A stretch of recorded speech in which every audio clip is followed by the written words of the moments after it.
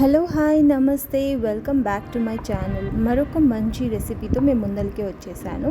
నేను ఈరోజు లంచ్లోకి కర్రీ అవి చేసిన తర్వాత మజ్జిగ చారు చేద్దాం అనుకున్నాను. ఇంట్లో పెరుగు ఉండింది. సో పెరుగుని తీసుకొని మనం దాన్ని మనకు కావాల్సినంత కన్సిస్టెన్సీలో వాటర్ మిక్స్ చేసుకొని సాల్ట్ వేసుకొని పక్కన పెట్టుకోవాలి.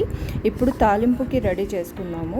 దాంట్లోకి ఆయిల్ వేసుకొని జీలకర్ర, ఆవాలు, పోపు దినుసులు ఉంటాయి కదండి, మన మినపప్పు, శనగపప్పు కొంచెం వేసుకోవచ్చు. దాని తర్వాత ఎండుమిర్చి వేసుకొని ఇందాక నేను కట్ చేసి పెట్టుకున్న ఉల్లిపాయలు, పచ్చిమిరపకాయలు, వెల్లుల్లి, కరివేపాకు, ఇంకా కొత్తిమీర.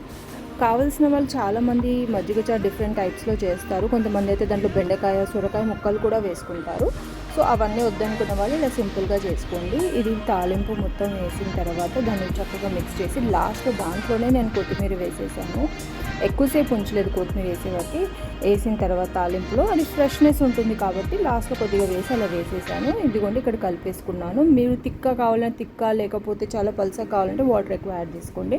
ఈరోజు మా లంచ్ మెన్యూ అయితే సోయా ఫ్రై, అదే అండి మీల్ మేకర్ అని కూడా అంటారు, దాన్ని ఫ్రై చేశాను. అండ్ వేడివేడిగా అన్నం, ఇంకా అప్పడాలు, ఇంకా ఇందాక చేసుకున్న మజ్జిగ చారు. ఇదైతే మా లంచ్ రెసిపీ. మీరు ఈరోజు ఏం లంచ్ చేసుకున్నారో కమెంట్ బాక్స్లో కమెంట్ చేయండి.